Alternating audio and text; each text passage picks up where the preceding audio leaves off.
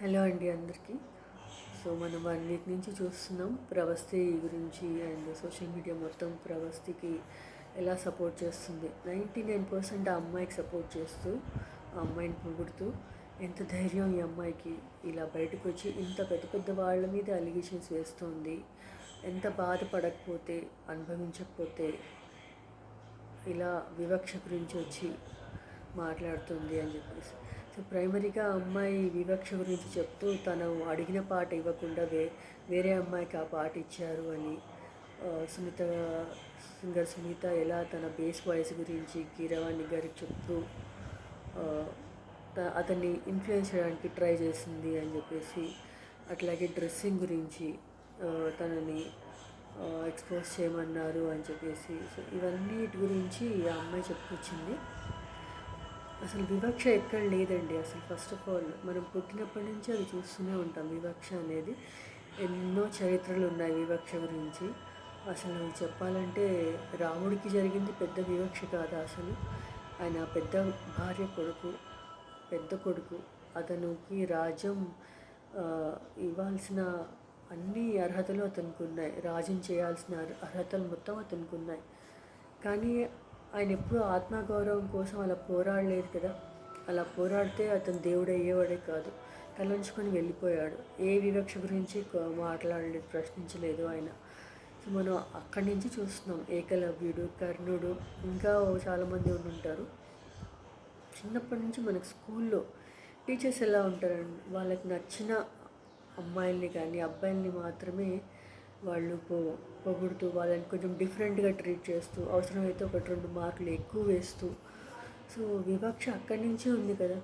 ముఖ్యంగా అది class topper అయినా కావచ్చు, లేదా వాళ్ళు తను చెప్పేది బాగా వింటున్నారు, శ్రద్ధగా వింటున్నారు, డౌట్లు అడుగుతున్నారు, గౌరవ మర్యాదలు కొంచెం బాగా చూపిస్తున్నారు అంటే సత్ప్రవర్తన అనమాట. చదువు కొంచెం అటు ఇటు ఉన్న సత్ప్రవర్తన ఎలా ఉంది.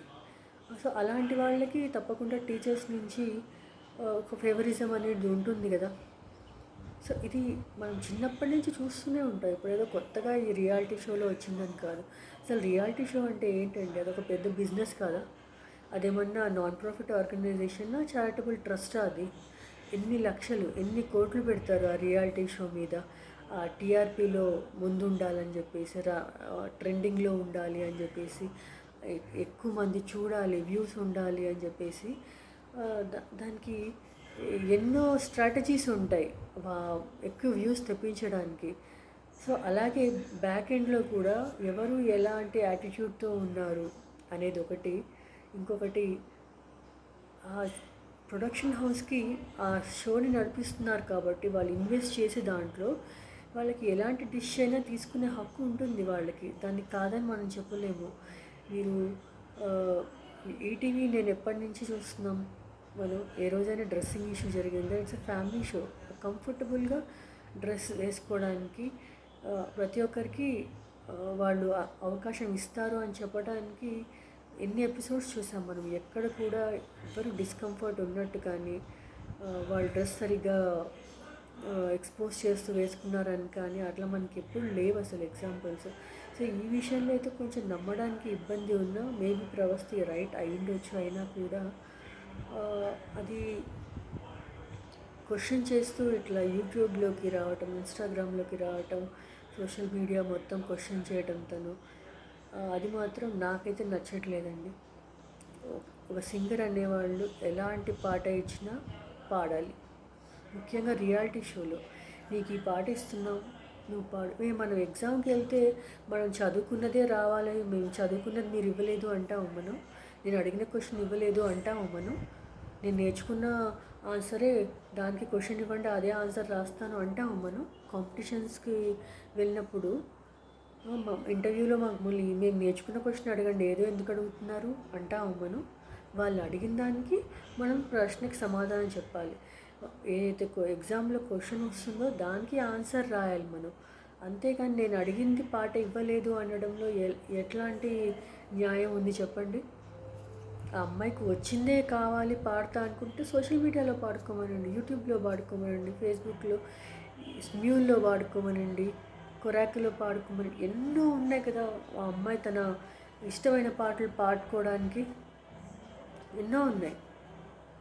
బట్ ఒక రియాలిటీ షోలో ఒక ప్రొడక్షన్ హౌస్ తను డబ్బులు పెట్టి ఆ షో నడిపిస్తున్నప్పుడు వాళ్ళు చెప్పినట్టుగా వినాల్సిన అవసరం ఆ అమ్మాయికి ఉంది తప్పకుండా.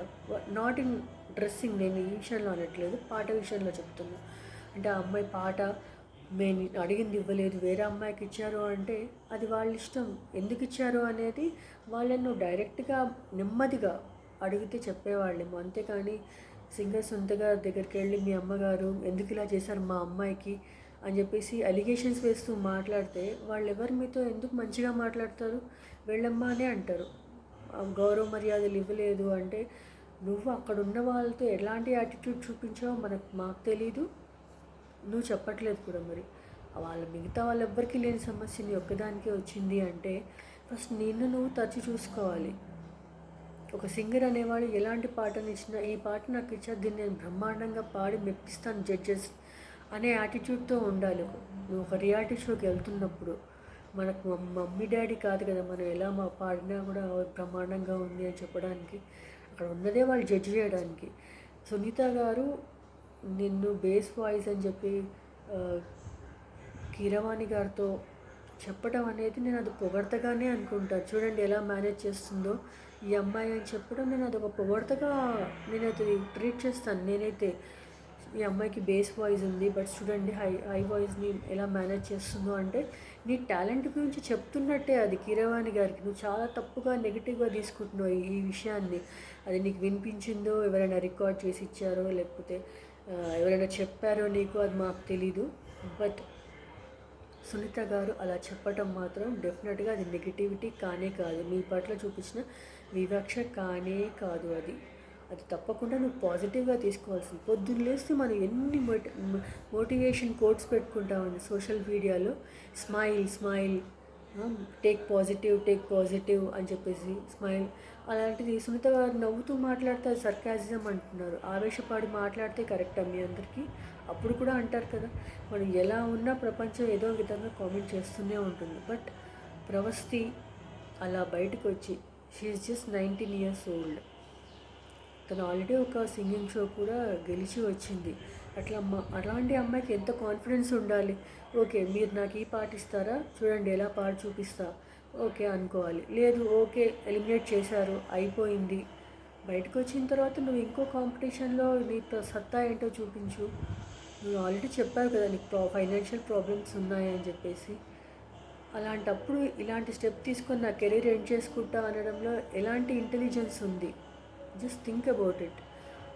అంత తెలివిగా నేను చేస్తున్నానని నువ్వు అనుకుంటున్నావు. వాళ్ళని బయట 25 years నుంచి రన్ అవుతున్న ఒక ప్రోగ్రామ్ మీద నువ్వు బురద చల్లి రాళ్ళేసి కొట్టి ఈరోజు వాళ్ళని మొత్తం అందరి నోళ్ళల్లో పడేలా చేస్తున్నావు అంటే how we should take it positivity?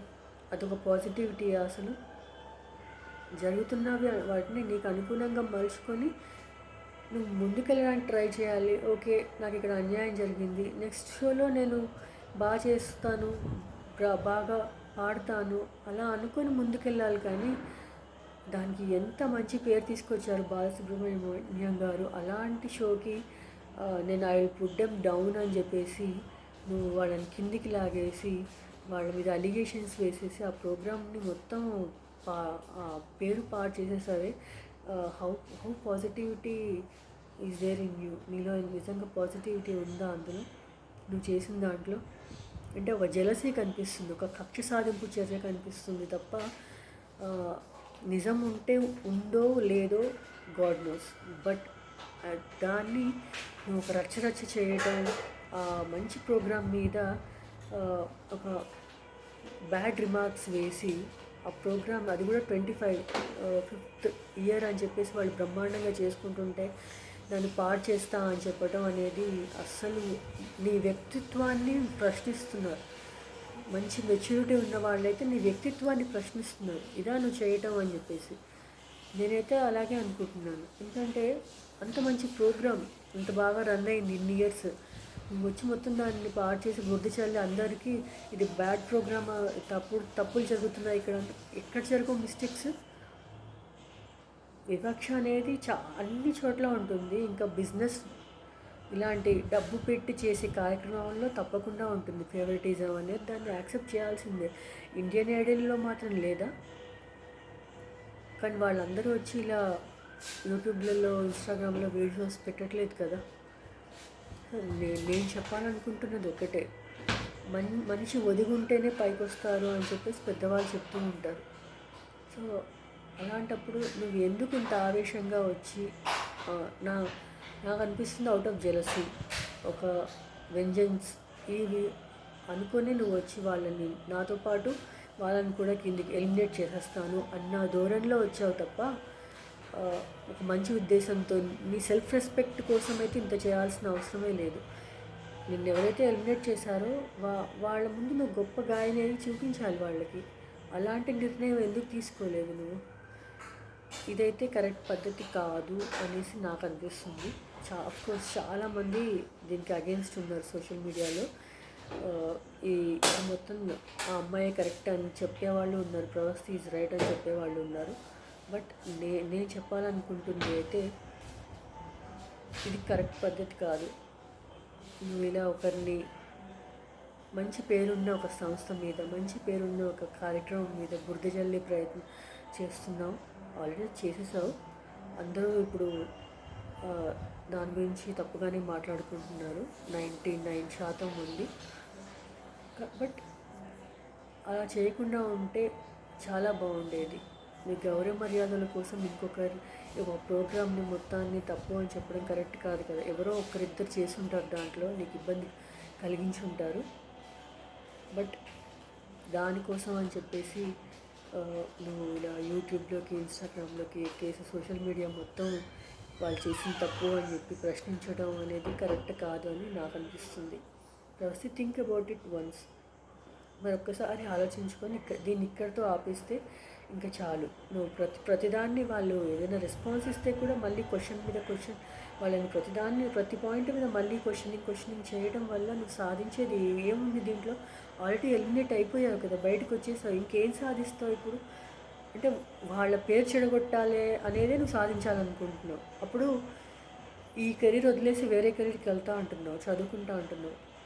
ఇవన్నీ చూసిన వాళ్ళు రేపు నీకు ఉద్యోగం ఇవ్వడానికి కూడా భయపడతారు. అమ్మో ఈ అమ్మాయి చాలా సెన్సిటివ్ ఉంది, ఈ అమ్మాయి చాలా సెల్ఫ్ రెస్పెక్ట్ కోసం ఎంత దూరమైనా వెళ్తుంది, ప్రజల్లోకి వెళ్ళి అంత రచరచ చేసేస్తుంది.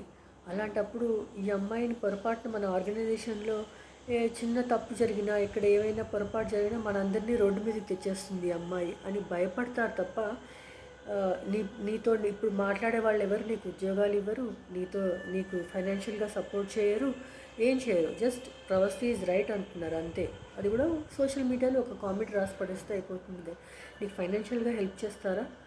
రేపు నీకు ఉద్యోగాలు ఇస్తారా? నువ్వు సెల్ఫ్ బిజినెస్ చేసుకోవాలి తప్ప ఎవరైనా నీకు ఉద్యోగం ఇవ్వడానికి కూడా భయపడతారు. అమ్మో ప్రవస్తినా, వద్దురా బాబు, ఈమెతో ఎవరు పెట్టుకుంటారు అని అనుకుంటారు తప్ప షీ ఈజ్ గ్రేట్ అని ఇప్పుడు మాట్లాడే వాళ్ళు ఎవరు నీకు ఉద్యోగాలు ఇవ్వరు.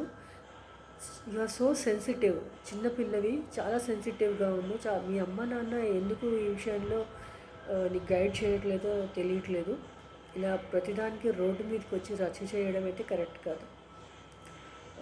I'm a writer, of course I'm N advocate also. నేను కూడా కొన్ని కథలు కాంపిటీషన్స్కి పంపించాను. నా కథ చదివిన వాళ్ళందరూ కన్నీళ్ళు పెట్టుకున్నారు. ఒక స్టోరీ ఆ కాంపిటీషన్లో మాత్రం నాకు ప్రోత్సాహక బహుమతి కూడా ఇవ్వలేదు వాళ్ళు.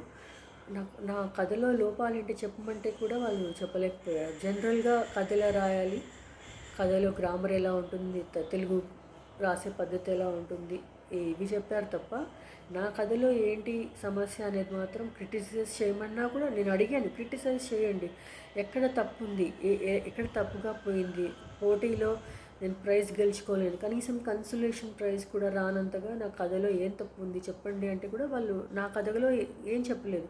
బట్ జనరల్గా కొన్ని ఉంటాయి కదా, కథ రూల్స్ అండ్ ఇన్స్ట్రక్షన్స్ కొన్ని ఉంటాయి. కథ ఇలా రాయాలి, ఈ పద్ధతిలో రాయాలి, గ్రామర్ ఇలా ఉండాలి, తెలుగు ఇవి చెప్పారు తప్ప నా కథలో ఏం బాగాలేదో మాత్రం చెప్పలేదు. బట్ చదివిన ప్రతి ఒక్కరు దాదాపు ఒక 100 మెంబర్స్ వాళ్ళు ఎమోషనల్గా వాళ్ళకి బాగా టచ్ అయ్యి ఆ కథ చాలా బాగుంది అన్నారు. బట్ నాకు కన్సలేషన్ కూడా రాలేదు దాంట్లో. బట్ అలాగని నా గ్రూప్ గురించి, ఫేస్బుక్ గ్రూప్ అది, వాళ్ళు తప్పుగా మాట్లాడి తప్పుగా వాళ్ళ గురించి మాట్లాడడం అలా అంతా చేయకూడదు కదా. సో నీకు 19 ఇయర్స్ వచ్చాయి కాబట్టి మెచ్యూరిటీ అనేది రావాలి నీకు. అది రాకముందు మీ పేరెంట్స్ గైడ్ చేయాలి ఆ విషయంలో నిన్ను. ఇది మాత్రం చాలా తప్పు. నన్ను ఎలిమినేట్ చేశారు కాబట్టి నేను వాళ్ళ అంతు చూస్తాను, వాళ్ళ పేరు చెడగొడతాను, ఇవన్నీ చేయడం. జడ్జెస్ ఏం చెప్తే అది ఫైనల్. ఒక కాంపిటీషన్లో you are a participant, judges ఏం చెప్తే అది. ఒక రివ్యూ అడగొచ్చు నువ్వు వెళ్ళి వాళ్ళని, ఎందుకండి ఎక్కడ తప్పు పోయింది, నేను ఎక్కడ తప్పు చేశాను అని ఒక రివ్యూ అడగొచ్చు. వాళ్ళ బ్లెస్సింగ్స్ తీసుకోవచ్చు. వాళ్ళు చెప్పే ఏవైతే కరెక్ట్గా ఇలా చెయ్యి అలా పాడు అని చెప్తూ ఉంటారో అవి తీసుకోవచ్చు. బట్ నాకు అవి మంచిగా నువ్వు అనేది ఏముంది, ప్రతి ఒక్కరు మోడీనే తిడుతున్నారు. ప్రైమ్ మినిస్టర్ మోడీని తిడతారు సోషల్ మీడియాలో. హైకోర్టు జడ్జిలని కామెంట్ చేస్తున్నారు. ఎవరికి ఉంది సోషల్ గౌరవ మర్యాదలు ఎవరెవరికి ఇస్తున్నారు? నువ్వు చాలా చిన్న పిల్లవి. మీ అమ్మగారు కూడా సొంతకన్నా చిన్నదే అయి ఉండొచ్చు, అందుకని నువ్వు అని ఉండొచ్చు. నువ్వు డైరెక్ట్గా వెళ్ళి అలిగేషన్స్ వేస్తూనే మాట్లాడితే నీతో మంచిగా ఎవరు మాట్లాడతారు? వెళ్ళమ్మా అనే అంటారు. మేడం అలా కాదు, నా దగ్గర ఎక్కడ తప్పిపోయింది చెప్పండి, నెక్స్ట్ టైం నేను చూసుకుంటాను అని ఇలా మాట్లాడితే ఎవరైనా నీకు గైడెన్స్ ఇస్తారు. సో నేనైతే ప్రవర్తి చేసింది తప్పకుండా ఇది కరెక్ట్ కాదు అనిపిస్తుంది. అఫ్కోర్స్ ఆ అమ్మాయికి బాధ ఉండొచ్చు, ఆ అమ్మాయి ఆత్మగౌరవం దెబ్బతిని ఉండొచ్చు. అంత మాత్రం చేత ఇలా రచ్చరచ్చ చేయకూడదు కదా బయటకు వచ్చి. అది ఆ అమ్మాయి పర్సనాలిటీని చూపిస్తుంది ప్రపంచానికి. ఓ షీఈ్ లైక్ దట్. ఈ పర్సనాలిటీ వాళ్ళతో దూరంగా ఉండాలి, వీళ్ళతో ఎవరు పెట్టుకుంటారు అంటే ఒక ఫ్రెండ్షిప్ చేయడానికి కూడా భయపడతాం అనమాట అలాంటి వాళ్ళతో. నేనైతే అలాగే అనుకుంటాను. ఎందుకంటే ఇప్పుడు దూరంగా ఉండి ఎక్కడో కూర్చొని నీ గురించి మంచిగా రాస్తున్నారు, వాళ్ళందరూ ప్రవస్తి గురించి మంచిగా రాస్తున్నారు. బట్ నీ దగ్గరికి వచ్చి నీతో టైం స్పెండ్ చేసి నీతో ఉండాలి అంటే వాళ్ళు ఆలోచిస్తారు. అమ్మో అంతంత పెద్దవాళ్ళ మీదే అలిగేషన్స్ వేసి వాళ్ళని రోడ్డుకి ఇచ్చింది, ఈ అమ్మాయితో ఫ్రెండ్షిప్ చేస్తే పొరపాటున ఏదైనా జరిగితే మన గురించి ఎలా మాట్లాడుతుందో, ఎలా బిహేవ్ చేస్తుందో ఏంటో అని డెఫినెట్గా భయపడతారు జనాలు. That's what I want to say. నీ పర్సనాలిటీ మీద మచ్చ వస్తుంది ఇక్కడ. మచ్చ ఇన్ సెన్స్ భయపడతారు జనాలు, వేరేలాగా కాదు, భయపడతారు. ఈ అమ్మాయికి దూరంగానే ఉంటే బాగుంది. ఇంత సెన్సిటివ్, చాలా ఓవర్ సెన్సిటివ్గా ఉంది నువ్వు చేసింది. అలా చేయకుండా ఉండాల్సింది, మెచ్యూర్డ్గా ఆలోచించాల్సింది. ఇక్కడ కాకపోతే ఇంకొక దగ్గర అదే ఆ రియాలిటీ షోస్ తోట లైఫ్ అయిపోదు కదా. ఎన్నో రియాలిటీ, నువ్వు హిందీ ఇండియన్ ఐడల్కి వెళ్ళు, చూడు అక్కడ ఎలా ఉంటుందో చూడు, అక్కడ పద్ధతులు ఎలా ఉంటాయో, అక్కడ చూపించే ఫేవరెటిజం ఎలా ఉంటుందో, అక్కడ ఎలా అది చూసిరా వెళ్ళి, అక్కడ ఒక ఎక్స్పీరియన్స్ ఉంటుంది చూసిరా. అక్కడ నువ్వు గెలిస్తే ఇంక వీళ్ళందరూ నోర్లు మూయించినట్టే కదా. నువ్వు ఎవరి మీద అయితే అలిగేషన్స్ వేస్తున్నా వాళ్ళందరూ నోరు మీద వావ్ అంటారు. ప్రవస్తి మనం ఎలిమినేట్ చేసాం, బట్ అక్కడ గెలిచి వచ్చింది, అక్కడ టాప్ 5కి వెళ్ళింది, టాప్ 3కి వెళ్ళింది, ఇలా మాట్లాడుకుంటారు కదా. That is your winnowing point. అలా ఉండాలి, గెలిచే పద్ధతి అనేది అలా ఉండాలి. So this is what I want to say. So definitely నేను మాట్లాడిన దాని గురించి చాలామందికి నచ్చకపోవచ్చు, బట్ నేనైతే డెఫినెట్గా ప్రవస్తి ఇలా చేసి ఉండకూడదు అనుకుంటున్నాను. థ్యాంక్ యూ సో మచ్ విన్న వాళ్ళందరికీ. Thank you.